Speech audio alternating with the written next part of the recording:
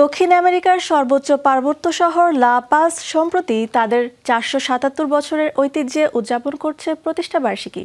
তবে এবারের উদযাপন একটু অন্যরকম। শহরের কেন্দ্রে অনুষ্ঠিত হলো এক ব্যতিক্রম ফ্যাশন উৎসব, যেখানে মূল আলোচনায় ছিলেন আদিবাসী নারীরা।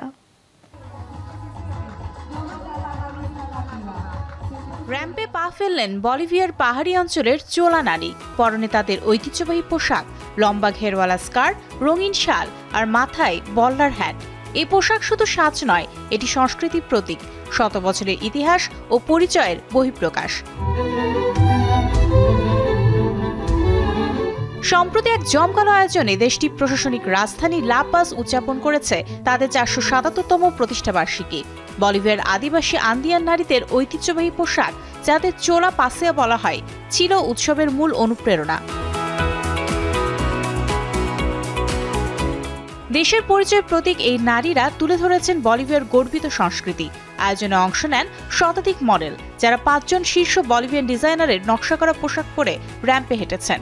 তাদের ভঙ্গি ও উপস্থিতিতে ফুটে উঠেছে আদিবাসী নারীর সৌন্দর্য, শালীনতা ও প্রাণবন্ততা। দীর্ঘ বৈষম্যের পর সাম্প্রতিক বছরগুলোতে বলিভিয়ার আদিবাসী নারীরা নতুন করে নিজেদের ঐতিহ্য ও পরিচয়কে তুলে ধরেছেন।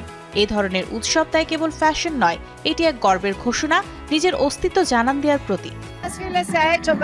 আমাদের পোশাক আমাদের গর্ব, আমাদের আত্মপরিচয়। আজ বিশ্বকে দেখাতে পেরে আমরা গর্বিত। লা পাজের ৪৭৭তম প্রতিষ্ঠাবার্ষিকীতে সরকার আয়োজন করেছে নানা সাংস্কৃতিক কর্মসূচি।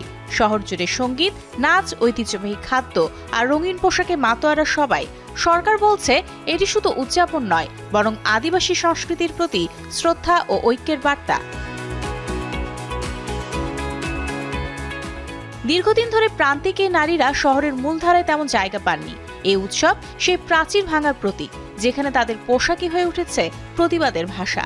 ৪৭৭ বছরের ঐতিহ্যের সঙ্গে যুক্ত হলো নতুন গর্ব। লা পাজ আজ বিশ্বকে দেখালো কিভাবে ঐতিহ্য আর ফ্যাশন একসাথে এগিয়ে নিতে পারে সমতার বার্তা।